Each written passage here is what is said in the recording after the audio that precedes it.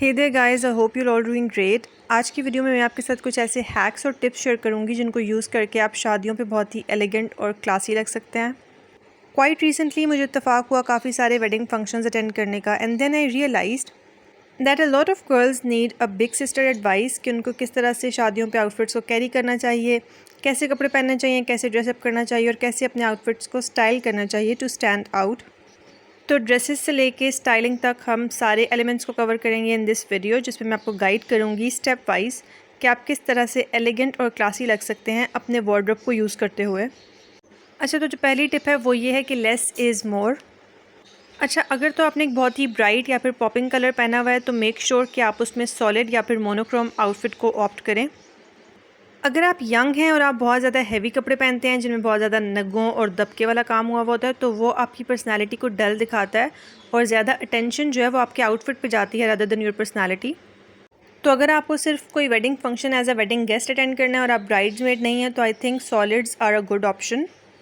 अगर आपके आउटफिट्स पे थोड़ी बहुत एम्ब्रॉयडरी या फिर थोड़ा सा काम हुआ है तो वो बहुत ही एलिगेंट लगता है और उससे आप बहुत पुट टुगेदर लगते हैं। अच्छा, नेक्स्ट स्टेप इज़ हील्स। तो आपके पास कुछ पॉइंटेड टो हील्स होनी चाहिए या फिर न्यूड कलर की, बेज कलर की हील्स हों तो वो भी बहुत सारे आउटफिट्स के साथ जाती हैं। अच्छा, आपने बहुत सारी शादियों पे देखा होगा कि बहुत सारी लड़कियां जो हैं वो लहंगों और शरारास के नीचे इस तरह के स्नीकर्स पहनती हैं, जो कि एक बहुत ही हॉरिबल ट्रेंड है।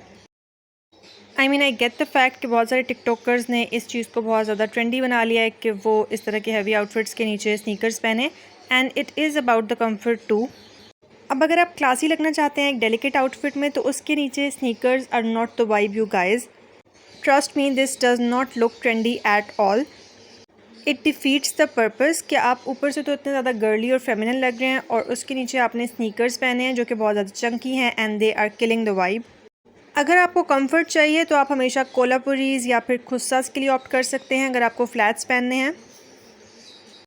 इट डिपेंड्स कि आपने किस तरह का आउटफिट पहना हुआ है, उसकी लेंथ क्या है। अगर आप शॉर्ट लेंथ वाले आउटफिट्स पहनते हैं तो फिर तो फ्लैट्स अच्छे लगते हैं, लेकिन अगर आपने एक फुल लेंथ गाउन या फिर मैक्सी पहनी हुई है तो उसके नीचे अगर आप फ्लैट्स पहनेंगे तो वो आपकी हाइट को कट कर सकता है। तो मैं आपको सजेस्ट करूँगी कि ऐसे आउटफिट्स के नीचे आप हील्स पहने to elevate your look.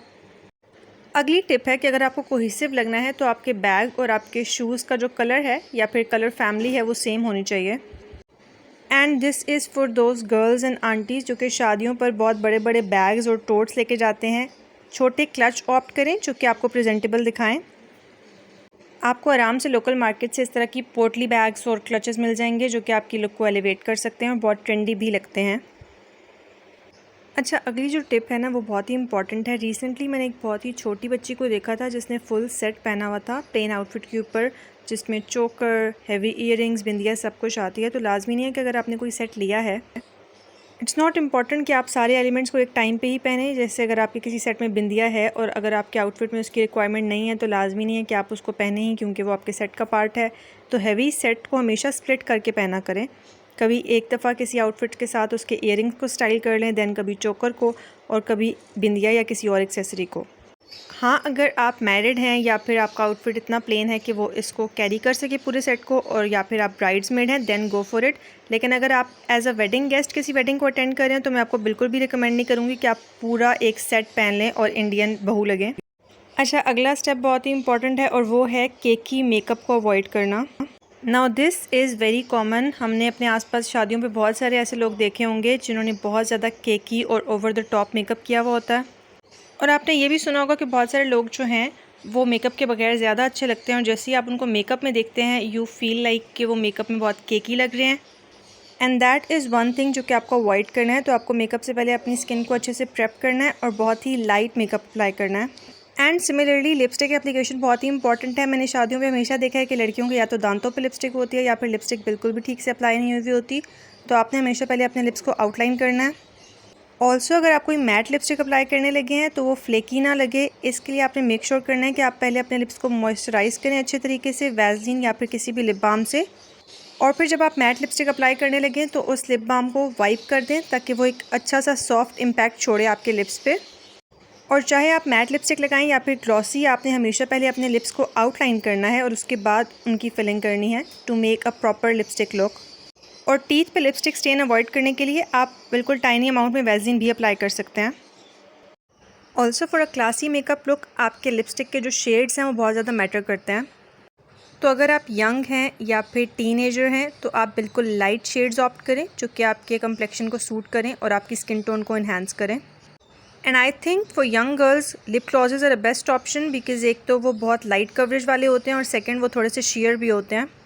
And similarly आंखों को भी बिल्कुल लाइट और मिनिमल से रखें। लाजमी नहीं है कि अगर आपने येलो कपड़े पहने हैं तो आपका आई शेडो भी येलो कलर का हो।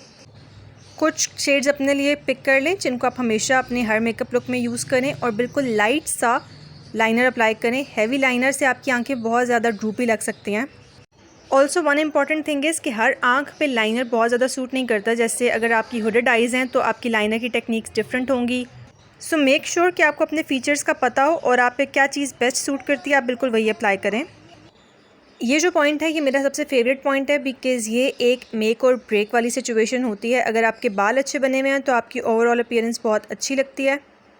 अच्छा, गर्ली और सॉफ्ट लुक के लिए इंपॉर्टेंट है कि आप अपने फेस को एक तो फ्रेम करें और दूसरा सॉफ्ट हेयर स्टाइल्स की तरफ जाएं।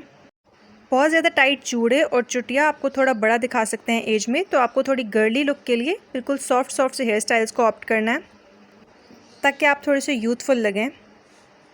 और अगर आपको बाल बांधने हैं तो भी आप मेसी हेयर स्टाइल्स की तरफ जाएं जो कि थोड़ी सी सॉफ्टनेस ऐड करें to your all or appearance.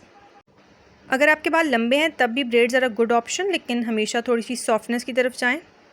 Also अगर आपकी नेकलाइन बहुत हैवी है या फिर आप हैवी ज्वेलरी कैरी कर रहे हैं तो लाजमी नहीं है कि आप हर लुक के साथ बाल खोलें। आप इस तरह की लुक्स के साथ बाल बंद भी कर सकते हैं और वो भी बहुत एलिगेंट और क्लासी लगता है। स्पेशली अगर आपने बिल्कुल बंद नेकलाइंस पहनी हुई जैसे बैंड्स पहने हुए हैं तब उसके साथ बिल्कुल भी खुले हुए बाल सूट नहीं करते। And lastly as always we save the best for the last. Confidence is key. अगर आप अपने आउटफिट में कंफर्टेबल नहीं और आप कॉन्फिडेंट नहीं फील करें तो चाहे आपको लोग कितने भी कॉम्प्लीमेंट कर लें आप अंडर कॉन्फिडेंट ही फील करेंगे। अगर आप कॉन्फिडेंटली किसी आउटफिट को कैरी करते हैं तो वो आपके अपीयरेंस पे रिफ्लेक्ट करता है। सो मेक श्योर आपने जो भी कपड़े पहने हैं और जो भी कट पहना है आप उसमें अपना बेस्ट सेल्फ फील करें, तभी आप कॉन्फिडेंट और क्लासी लगेंगे। एंड लास्टली अगर आप थोड़ी सी सॉफ्ट वाली लुक चाहते हैं तो आप हमेशा पेस्टल्स की तरफ जा सकते हैं, वो बहुत ही एलिगेंट लगते हैं। Top your look with a good fragrance and you're good to go. That was it for today's video you guys. I hope you liked it. If you did then do let me know in the comments down below कि आपका favorite hack कौन सा था। और अगर आप अपनी कोई पर्सनल टिप शेयर करना चाहते हैं तो आप कमेंट्स में वो भी मेंशन कर सकते हैं। And if you haven't subscribed already then take a moment to hit the subscribe button down below. I'll see you in the next one.